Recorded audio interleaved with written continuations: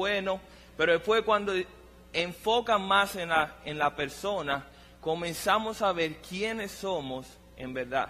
Y esa es la realidad de cada uno de nosotros. Nosotros pensamos que somos una persona, pero no sabemos en verdad quiénes somos.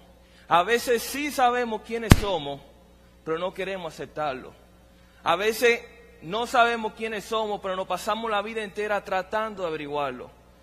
O peor aún, hay veces que sabemos quiénes somos y simplemente tratamos de esconderlo. Y es de ahí, de ese dilema, que nosotros tenemos el título de lo que es la noche que hemos tenido hoy, que se llama ¿Quién soy? ¿Quién soy? Y si se ponen a pensar, esa es una de las preguntas más retundentes, una de las preguntas más hechas durante toda la historia de la humanidad. ¿Quién es el hombre? ¿Qué es el hombre? Algunos pueden decir, bueno, en verdad el hombre es el resultado de la evolución. Otros pueden decir, mira, la humanidad o el hombre es simplemente la intervención de una vida extraterrestre que pasó hace millones de años. Otro puede decir que la vida simplemente es un accidente, algo que pasó por error. Algunos podemos decir que la vida, el hombre en sí, es simplemente el diseño de un diseñador inteligente. Pero ¿quién es el hombre? Ahora yo voy a hacer la pregunta un poco más personal. ¿Quién eres tú? ¿Quién eres tú? ¿Quién soy yo? ¿Qué es lo que te define? ¿Qué es la esencia tuyo? ¿Acaso eres un producto de la sociedad? ¿O eres un producto de las circunstancias en las cuales fuiste criado? O a lo mejor tú puedes decir, bueno, yo soy el producto del destino. Yo no pude elegir quién yo soy, simplemente lo soy. Y en verdad es una pregunta que todos nosotros nos hacemos. Si somos sinceros, todos nosotros nos hemos hecho esa pregunta en algún momento de nuestra vida. ¿Quién soy yo? ¿Por qué estoy aquí? ¿Cuál es mi propósito aquí en la tierra? Y no es solamente esa pregunta. Algunos de ustedes recibieron una invitación y en esa invitación había un versículo y era en Salmos y el salmista decía, ¿quién es el hombre para que tenga de mi memoria? O sea que la pregunta ¿quién soy yo? No es una pregunta que nosotros tenemos hoy en día, sino una pregunta que se viene haciendo durante miles y miles de años. Y nosotros creemos que hay una respuesta. Y esa respuesta se encuentra en la palabra de Dios. Y por eso en esa noche vamos a ver qué es lo que dice Dios que es el hombre. Nosotros creemos, porque nos enseña la Escritura, que el hombre fue creado por Dios. Y yo entiendo que hay personas en esa audiencia que pueden decir, bueno, Eddie, ya tú y yo comenzamos mal. Porque en primer lugar yo no creo en la existencia de Dios. Yo no creo que existe un Dios. Y yo no voy a dedicarle tema a hablar de ese asunto porque tendríamos que dedicarle otra noche, pero sí quiero dejar algo claro, ¿ok? Uno puede negar la existencia de Dios. Uno puede negar el trabajo de Dios. Uno puede negar la palabra de Dios, pero tú no puedes negar el diseño de Dios. Cuando tú miras a la creación, cuando tú miras el universo, cuando tú miras el cuerpo, el ser humano, de cómo el organismo funciona, de cómo todos los órganos funcionan a la par, y que científicos durante décadas han tratado de entenderlo y no han podido, solamente puedes darte cuenta de que nuestro cuerpo, la creación, nuestro planeta, clama y demanda un creador. La creación demanda un autor. Y eso sí nosotros no lo podemos negar. Nosotros vamos a ver la palabra hoy, a ver qué es lo que nos dice según la palabra, qué nos dice Dios a nosotros, que somos nosotros como seres humanos. Así que vamos a buscar un texto que se encuentra en Génesis. Y yo quiero que antes de buscarlo, si alguno no tiene una Biblia, por favor puede levantar su mano. Nosotros con mucho gusto vamos y le entregamos una Biblia para que pueda seguir. Si aún así no tienen Biblia, también vamos a tener el texto en la pantalla, o sea que pueden verlo de igual forma. Vamos a ver primero,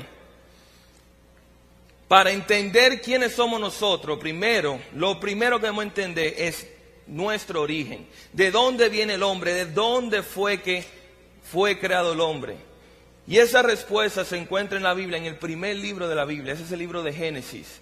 Así que si tiene su Biblia, o si no lo tiene, va a encontrar el texto aquí en la pantalla. Vamos allá a Génesis capítulo 1, versículo 26 al 28. Y vamos a leer lo que dice. Dice así la palabra de Dios. Génesis 1:26 dice: Entonces dijo Dios, hagamos al hombre a nuestra imagen, conforme a nuestra semejanza, y señoré en los peces del mar, en las aves de los cielos, en las bestias, en toda la tierra y en todo animal que se arrastre sobre la tierra. Y creó Dios al hombre a su imagen, a imagen de Dios lo creó, varón y hembra los creó. Y lo bendijo Dios y le dijo: fructificad y multiplicaos, llenad la tierra y sojuzgadla, señoread en los peces del mar, en las aves de la tierra y en todas las bestias que se mueven en la tierra. Aquí vemos nosotros la introducción del hombre. Ahora, para entender lo que está pasando, primero tenemos que saber qué pasó antes de ese suceso. Y si nosotros no podemos leer el capítulo completo desde el principio, nosotros podemos ver lo que se conoce como la historia de la creación, el relato de la creación. Y nosotros sabemos, porque dice la palabra, que el mundo fue creado, todo el universo, toda la creación fue creada en 6 días. En el primer día Dios creó los cielos y la tierra. En el segundo Dios separó los cielos de las aguas. En el tercer día Dios separó las aguas de la tierra y también creó la vegetación. Ya en el cuarto día el Señor creó el sol, la luna y las estrellas. En el quinto día el Señor creó toda criatura que se encontraba en el agua y toda ave que volaba en el cielo. Y en el sexto día, en el último día de la creación, Dios creó a todas las criaturas terrestres, pero también creó al hombre. Y cuando Él vino aquí a crear al hombre, esas son las palabras que Él dice: diga, hagamos al hombre a nuestra semejanza. Y algo muy interesante sobre esa palabra que dice el Señor, algo muy interesante de cómo el Señor creó al ser humano. Y lo primero que nosotros vemos es que la creación del ser humano, cuando Dios decidió crear al hombre, nosotros vemos que Él tomó un cuidado especial cuando creó al hombre. El hecho de que cuando el Señor llegó al momento de crear a Adán y a Eva, Él lo hizo completamente especial, completamente diferente a toda la creación. Número 1, nosotros vemos que cuando Dios creó a todo el mundo, ¿cómo lo hizo? Dice la palabra, fue con su voz. Él dijo, hágase la luz, y se hizo la luz. Dijo, hágase los animales en el agua, y se hicieron los animales en el agua. Él dijo, hágase el sol y las estrellas y la luna, y todo fue creado.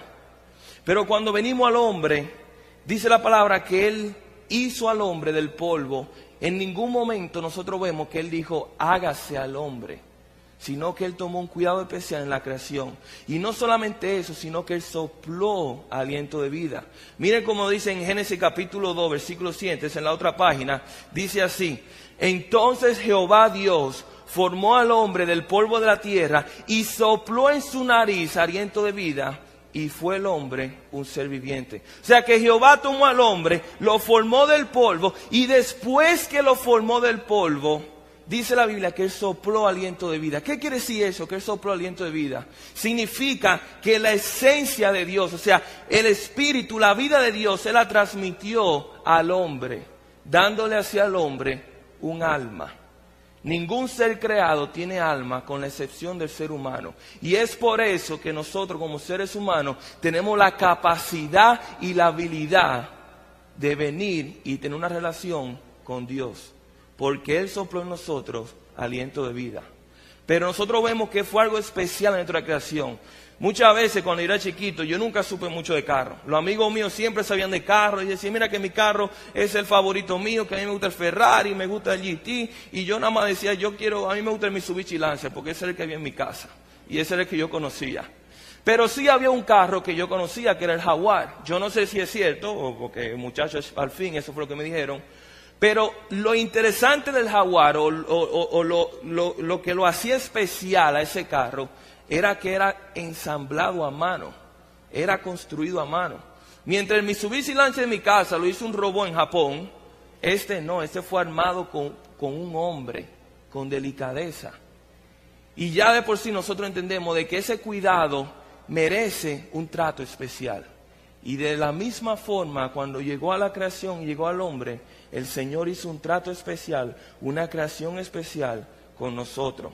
Pero no solamente vemos que fue especial en su creación, sino que también fue especial en su inspiración. Cuando Dios decidió crear al hombre, ¿cuál fue el modelo que Él eligió? ¿Cuál fue la figura que Él quiso imitar? Yo voy a hacer al hombre y lo voy a hacer semejante a estos animales. O yo voy a ser el hombre y lo voy a hacer semejante al mono. O yo voy a ser el hombre y lo voy a hacer semejante a... Llenen el blanco. No fue así. Cuando dijo el Señor, ¿qué fue lo que dijo el Señor? Hagamos al hombre a nuestra semejanza. La única creación que tuvo el privilegio de ser hecho a la imagen de Dios fuimos nosotros, los seres humanos. ¿Qué quiere decir eso, a semejanza? Si tú buscas en el diccionario, tú vas a encontrar sinónimos interesantes de la palabra semejante. No, los sinónimos que nosotros encontramos es, por ejemplo, figura, o forma, o molde, o patrón, o diseño, o réplica. O sea, lo que estamos viendo aquí, que básicamente cuando Dios creó al hombre, lo hizo siguiendo el patrón, siguiendo el parámetro, siguiendo el diseño del mismo, de Dios mismo.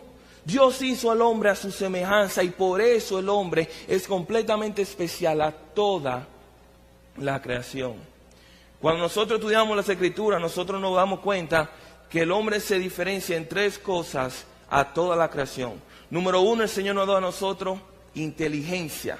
Inteligencia que no es compartida con ningún otro ser viviente, ningún otro ser creado por el Señor. Pero no solamente compartimos la inteligencia, sino que compartimos emociones. Compartimos emociones de poder sentir felicidad o poder sentir tristeza, de poder sentir gozo o de poder sentir decepción. Pero también tenemos el atributo de que tenemos voluntad. Tenemos la capacidad para hacer decisiones, tenemos la capacidad para evaluar y en base a nuestro juicio tomar la decisión que nos convenga a nosotros. Pero poca, para decir ninguna de la creación, tiene esos privilegios. Y es porque nuevamente nosotros fuimos creados a imagen y semejanza de Dios. O sea que vemos que Dios fue especial cuando nos creó, fue especial en el modelo que Él hizo, pero también fue especial en el trato que Él nos dio, en la responsabilidad que Él nos dio a nosotros. Nosotros no vemos que ninguna creación recibió responsabilidad, solamente el hombre. ¿Y cuál fue esa responsabilidad que le dio el hombre? Número uno, que se fructifiquen, eso es que se reproduzcan y que llenen la tierra, por así decirlo. Pero en segundo, el Señor le mandó a Adán, le mandó al ser humano que gobierne sobre la creación. O sea, todo lo que Dios creó, o sea, su creación, Dios le dio la autoridad a Adán, le dio la autoridad al hombre para que gobierne su creación. Y eso es una responsabilidad sumamente especial que ninguna otra creación recibió, el cual Dios encomendó al hombre que cuide, que vele, que gobierne su creación. Pero no solamente dijo que gobierne su creación, también le bendijo en ese momento. Cuando Dios hizo al hombre, ¿cuál fue la palabra que Él dice? Él dice aquí, y los bendijo Dios. Lo primero que le dijo Dios al hombre, las primeras palabras que le dijo Dios al hombre, fueron bendecir. Yo te bendigo. Y aunque sabemos que toda la creación fue bendita porque Dios la hizo, aquí vemos una doble bendición sobre el hombre que no disfrutó ninguna otra creación. Diciéndonos nosotros que verdaderamente el Señor se gozó, se deleitó, se sintió complacido y contento al crear al ser humano. También nosotros vemos de que no solamente fue especial, pero también cuando el Señor creó al hombre, lo creó con un propósito. Y eso fue un propósito en específico. ¿Y cuál fue ese propósito?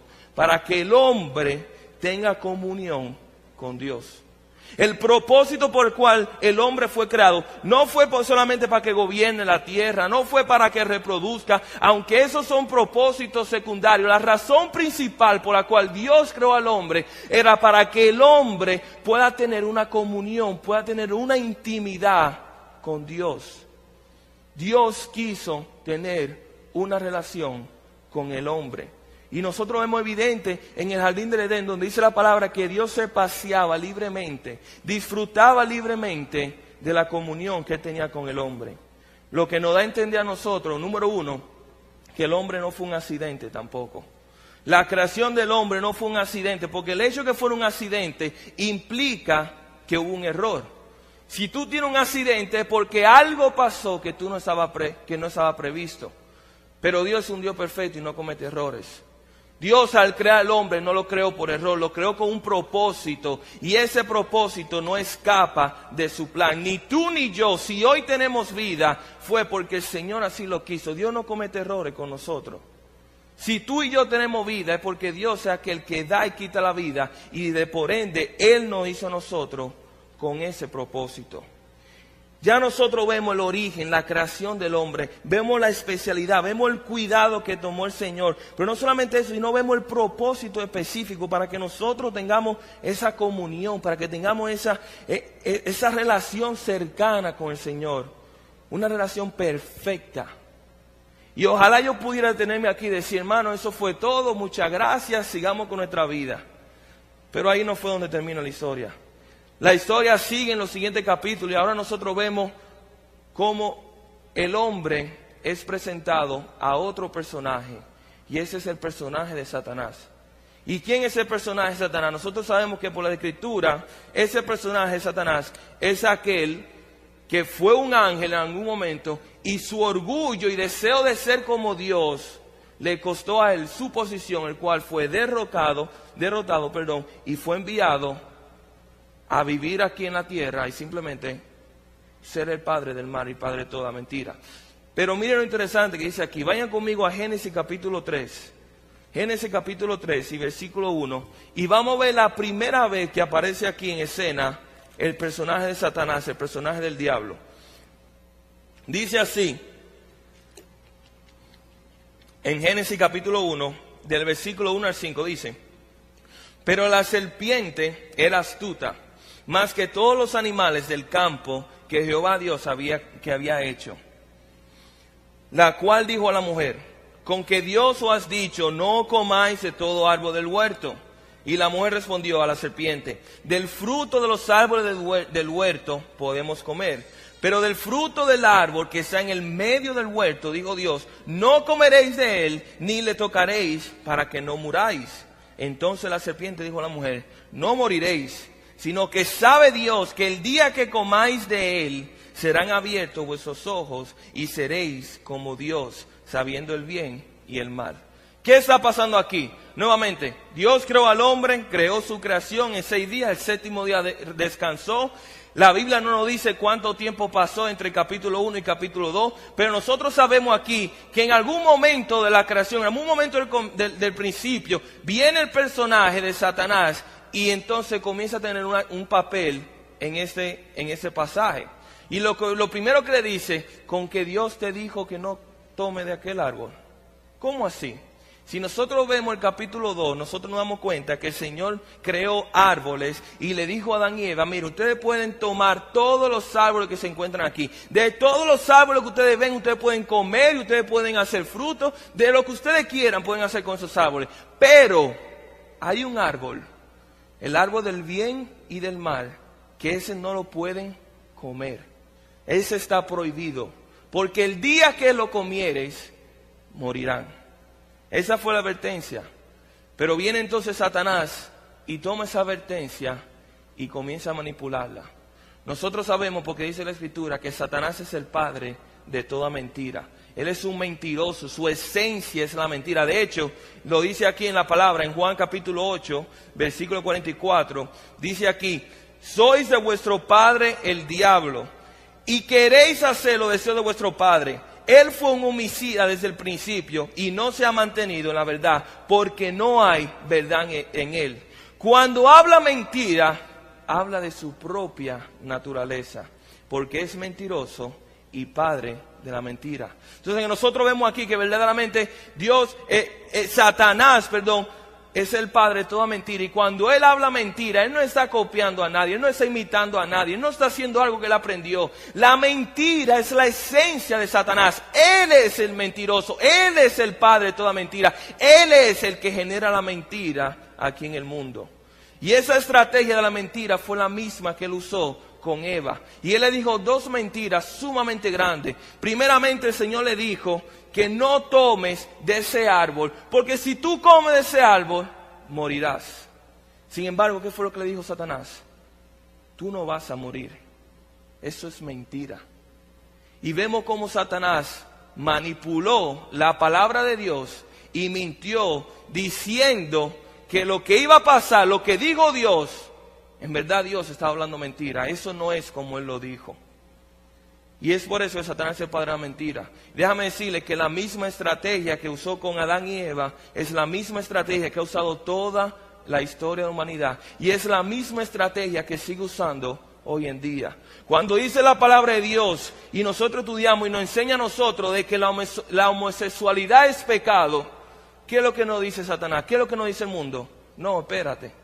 La homosexualidad es algo natural, se encuentra en los genes, como si Dios los creó así. Cuando nosotros vemos la palabra que dice que verdaderamente la felicidad solamente se encuentra en Dios, la felicidad absoluta solamente se encuentra en Dios, ¿qué es lo que nos dice Satanás? Eso es mentira. Tú puedes ser feliz con posesiones, tú puedes ser feliz con logros personales, tú puedes ser feliz con la relación en la cual tú te involucres. Lo que dice Dios en su palabra es mentira. Pero muchas veces la mentira puede ser algo directo, hay veces que no. Hay veces que la mentira puede ser una verdad a medias. El hecho de tomar la verdad, que parezca la verdad, pero con un pequeño cambio, con una pequeña alteración. Y eso también es mentira. Por ejemplo, cuando nosotros vemos la Escritura que dice la palabra que solamente en Cristo y solamente a través de Cristo hay salvación. Como decía Jonathan ahorita, yo soy el camino, la verdad y la vida. Nadie viene al Padre si no es por mí. Solamente Cristo se encuentra salvación. ¿Y qué viene y dice Satanás? Verdaderamente sí, Cristo es necesario para la salvación. Pero mira, tú también debes hacer eso, debes tratar de ser una buena persona, debes tratar de ir a la iglesia, tienes que leer tu Biblia, tienes que participar en las actividades de la iglesia y siempre da lo mejor de ti. Una verdad media. Pero también nosotros vemos cuando la palabra dice que verdaderamente la palabra de Dios es perfecta, quiere decir sin error, y que es la palabra divina de Dios. O sea que cuando leemos la Biblia sabemos que estamos leyendo la palabra de Dios. Satanás nos dice a nosotros, en verdad sí, la palabra de Dios es muy buena y un libro muy moral, pero al fin y al cabo fue un libro hecho por hombres, y al fin y al cabo también puede equivocarse. Y nuevamente nosotros creemos la mentira, así como la creó, como se la creyó Eva, hoy en día nosotros seguimos creyendo esa mentira. Pero no solamente mintió acerca de la palabra de Dios, sino que peor aún, Satanás mintió en contra del carácter de Dios y del personaje de Dios. ¿Qué fue lo que le dijo Satanás a Eva? Le dijo, mira, si tú comes de ese fruto, sabe Dios que tú vas a ser igual a Él. Sabe Dios que tú vas a ser como Él, sabiendo el bien y el mal. Y aunque ciertamente iban a saber el bien y el mal, no iban a ser igual a Dios. Pero lo que Satanás quiso decir con eso es, mira, Dios sabe que si tú tomas de ese fruto, vas a ser como Dios. Y Dios no quiere que nadie sea como Él. Él va a sentir celos, Él va a sentir envidia, Él es egoísta y Él no quiere compartir su deidad con otra persona. Y es por eso que Él te dijo que no lo tomes, porque Él es celoso, porque Él es egoísta. En esencia fue lo que dijo. Cuando nosotros sabemos, número uno, que no fue por egoísmo y tampoco fue por egoísmo ni tampoco fue por celos, porque si hubiera sido por celos, ¿ok? En primer lugar, el Señor nunca hubiera hecho al hombre a su imagen. Y si hubiera sido por egoísmo, tampoco le hubiera dado al hombre el poder y la potestad de gobernar sobre la creación. Sin embargo, Satanás tomó el carácter de Dios y le dijo, no, espérate, Dios no es como tú piensas que Él es. Lo que dice Dios de sí, en verdad, eso no es lo que pasa. Y lamentablemente es otra mentira que nosotros creemos hoy en día. Cuando nosotros decimos y vemos la palabra que Dios es amor, lo primero que nosotros pensamos, si Dios es amor, ¿por qué hay tantas personas que sufren en el planeta? Sabemos que Dios es bueno, sí, Dios es bueno, pero si Dios es bueno, entonces ¿por qué permitió que mis padres se divorciaran? O mira, dice la Biblia que Dios es justo. Si Él es justo, ¿por qué el corrupto siempre prevalece? Y el justo es el que sufre. O cuando dice la palabra que verdaderamente Dios es perfecto, Satanás nos dice, en verdad, también Dios se equivoca. Y cuando nos dice la palabra que Dios es eterno, ¿qué nos dice Satanás? Dios no existe. Nuevamente, no solamente atacando la palabra de Dios, sino atacando el carácter de Dios. Somos muy diligentes para escuchar al diablo, pero también somos muy diligentes para cerrar nuestro oído a Dios. Dijo una vez Billy Graham, que fue un evangelista, un predicador, él dijo que nosotros vivimos en una sociedad que procura no ofender a nadie, menos a Dios. Nosotros procuramos no ofender a nadie, procuramos ser tolerantes con todo el mundo, menos con Dios. Y verdaderamente ese fue el engaño de Satanás, y tanto Adán como Eva creyeron la mentira de Satanás y cayeron en la trampa de Satanás. ¿Y qué dice la palabra? Que ellos pecaron. Y aquí vemos cómo el pecado llegó al mundo. ¿Qué es el pecado en primer lugar? ¿Qué es el pecado? El pecado no es simplemente una cosa mala. El pecado no es simplemente algo moralmente malo. El pecado es cualquier cosa que va en contra de la personalidad de Dios. Cualquier cosa que yo haga o que yo piense acerca de algo de mí mismo que vaya en contra de lo que Dios dice o lo que Dios es, eso es pecado. Y en ese momento entró el pecado por la desobediencia, por el orgullo de Eva y de Adán. Por esa desobediencia entró el pecado al mundo. Y dice la palabra de Dios que una vez que entró el pecado, también entró la muerte como consecuencia. Dice Romanos 3:23, dice: por cuanto todos pecaron y están destituidos de la gloria de Dios. ¿Qué quiere decir eso? Por culpa del pecado que nosotros llevamos, estamos destituidos, estamos separados, estamos completamente alejados de Dios. Un ser humano que fue creado, recuérdense que fue creado para disfrutar la compañía y la presencia y la comunión de Dios. Un ser humano que fue creado para vivir en armonía con Dios. Por culpa del pecado, esa armonía y esa relación ha sido quebrantada. Por culpa del pecado, esa relación ha sido separada. Porque Dios es un Dios santo, perfecto y puro. Y no puede tener relación con un ser que sea pecador, corrompido y pervertido. No puede tener esa relación, no puede tener esa comunión. Y por eso, por culpa del pecado, nosotros vemos que entró ese castigo de no solamente ser separado de Dios, pero también el castigo de la muerte, de la condenación eterna. Y esa condenación, ese castigo, esa maldición, lamentablemente tengo que decirle, tú y yo también la recibimos. Esa maldición y esa condenación, tú y yo la recibimos por cuanto tú y yo también somos pecadores.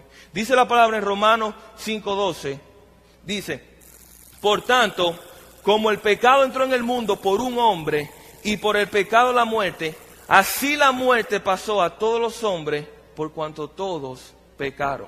Tú y yo somos pecadores.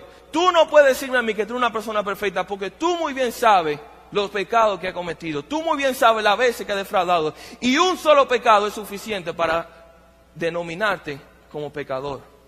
Y como esos somos pecadores, como tenemos el pecado nosotros, estamos destituidos por completo, estamos condenados por completo, no solamente a ser separados de Dios, sino también a recibir la muerte. Y no solamente muerte física, sino también la muerte eterna. La condenación eterna en el infierno, por cuanto nosotros somos pecadores. Tú y yo no podemos hacer nada. Tú y yo no podemos hacer nada para cambiar eso. Un pecador no puede salvarse a sí mismo. Es necesario una persona justa que venga, el perfecto para salvar al imperfecto, el santo para salvar al pecador. Y aquí entonces nosotros llegamos a la persona de Cristo. Durante muchos años, durante miles y miles de años, el Señor prometió la venida de su Hijo. Él prometió desde Génesis que esa relación que fue quebrantada, esa unión de Dios y el hombre que fue separada por culpa del pecado, un día el Señor iba a venir a la tierra y iba a rescatar al hombre de su condenación y lo iba a salvar y lo iba a restaurar para que nuevamente podamos disfrutar el propósito para el cual fuimos creados, que fue para disfrutar la presencia de Dios, tener comunión con Dios. Pero esa libertad tuvo un precio, y ese precio era la muerte. Vayan conmigo a Lucas capítulo 19, versículo 10. Y vamos a leer un solo versículo. Lucas capítulo 19, versículo 10. Miren lo que dice. Lucas capítulo 19, versículo 10 dice: porque el Hijo del Hombre, ¿quién es el Hijo del Hombre? Aquí estamos hablando de la persona de Cristo. Ya no encontramos en los evangelios del Señor Jesucristo. Ya Jesucristo vino aquí a la tierra y dice: porque el Hijo del Hombre vino a buscar y a salvar lo que se había perdido. ¿Qué versículo? Póngame atención, ¿qué versículo nosotros contamos aquí? Que el Hijo del Hombre, ¿qué quiere decir eso? Que Cristo, Dios hecho hombre, vino, o sea, Él tomó la iniciativa, Él tomó la acción. No fue que nosotros llegamos a Él, sino que Él salió a buscarnos a nosotros. Dice, Él vino para buscar, o sea, buscar entre el pecado lo que se había perdido y salvar lo que se había perdido, que éramos nosotros. Él vino aquí a la tierra, no por coincidencia, no por error, sino que Él mismo, en su voluntad y en su soberanía, Él mismo decidió venir a la tierra para rescatarnos del pecado. Y yo quiero que me ponga mucha atención a lo que voy a decir a continuación. Mucha atención, porque eso tiene una verdad tremenda. Dice la palabra de Dios que cuando vino Cristo aquí a la tierra, cuando dice ahí que el Hijo del Hombre vino a buscar, lo que está diciendo es que Dios, ¿ok?, el creador del cielo y de la tierra, el creador del universo, el creador del mar, de los océanos, de la montaña, de la tierra, de nuestro cuerpo, o sea, el creador de todo lo que nosotros conocemos, Dios el creador, se limitó a un cuerpo humano. Se hizo como su creación, vino aquí a la tierra y se humilló. Y no solamente como cualquier hombre, porque Él pudo haber venido como un rey, que todo el mundo reconozca, que todo el mundo le haga una caravana. No, Él vino aquí a la tierra y no solamente se humilló a ser hombre, sino también que se humilló como el peor de los hombres, como un sirviente, como un esclavo de todos los hombres. Y dice aquí que se limitó a su cuerpo humano. El creador de fuego, ponga atención, el creador del fuego tuvo frío. El creador de los frutos, de los alimentos, tuvo hambre. El Todopoderoso se cansó. Porque porque se humilló a sí mismo. Él fue rechazado por su familia. Él fue traicionado por sus amigos. El único hombre justo que ha caminado en esa tierra, fue juzgado como el peor de los pecadores. Fue juzgado injustamente. El único hombre perfecto fue condenado como el peor pecador y fue obligado a cargar una cruz al Calvario, una cruz hecha de madera que Él mismo creó. Y Él vino aquí a la tierra, dice la palabra que Él vino y que cuando cargó su cruz la llevó y la llevó a un lugar que se llamaba Gólgota, y allá en ese lugar dice la palabra de Dios que primeramente sus manos fueron clavadas con clavos.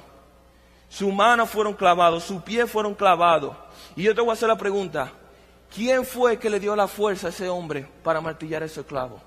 Fue el Señor. ¿Quién fue que le dio esa posición al soldado para que se encuentre en ese lugar? Fue el Señor.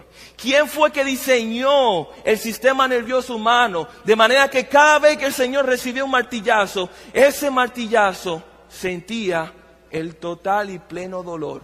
¿Quién diseñó ese sistema nervioso? Fue el Señor. ¿Quién sustentaba la vida de todo lo que lo condenaron? Fue el Señor.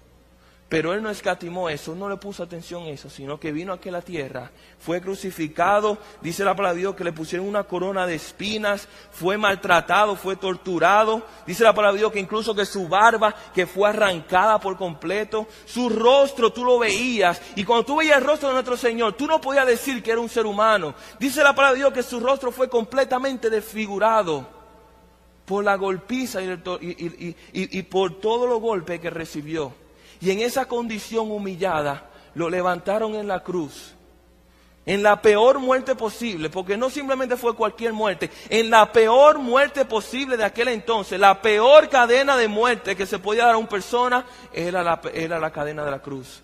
Y Él fue condenado a la cruz, fue levantado en esa cruz, y allá en esa cruz estuvo colgando por 6 horas, y sufrió una muerte lenta y dolorosa, donde por 6 horas fue asfixiado. La forma en que Él se ponía los brazos evitaba que el Señor pudiera respirar. Y para Él tener que respirar, Él tenía que de su propio pie empujarse hacia arriba para poder respirar y volver otra vez a agonizar. por el dolor. Y eventualmente, después de 6 horas, su cuerpo no aguantó y murió. Y entregó su vida y entregó su espíritu. ¿Por qué? ¿Por qué tanto sufrimiento? ¿Por qué tanto dolor? ¿Por qué tanto sacrificio? Por ti y por mí. Porque ese sacrificio que Él tuvo, tú y yo lo merecíamos. Ese dolor que Él tuvo, tú y yo lo merecíamos. Esa muerte que Él sufrió, era la muerte que yo merecía y que tú merecías. Pero por amor a ti, por amor a mí, Él dijo, yo voy a tomar tu lugar, yo voy a sufrir tu condenación, yo voy a entregar mi vida para que tú tengas vida. Yo voy a morir en tu lugar para que tú tengas vida. Gracias a Dios, Él resucitó al tercer día. Y al resucitar al tercer día, Él probó que Él era Cristo, que Él era Dios y que Él tenía el poder para perdonar los pecados y el poder para salvarnos. Y dice la palabra de Dios que si nosotros creemos eso, si nosotros ponemos nuestra fe y confianza en Cristo Jesús, que nosotros venimos a ser hijos de Dios. Y ya cuando te pregunta, como hicimos la obra, ¿quién soy yo? Con orgullo y con fe en el Señor, tú puedes decir, yo soy un hijo de Dios, declarado santo por la sangre del Hijo de Dios. Pero solamente viene, primeramente, humillando y reconociendo nuestros errores, reconociendo nuestro pecado, y segundo, aceptando el regalo de la salvación. Vamos a orar. Yo quiero que todo el mundo baje la cabeza, por favor. Todo el mundo baje la cabeza, los ojos cerrados.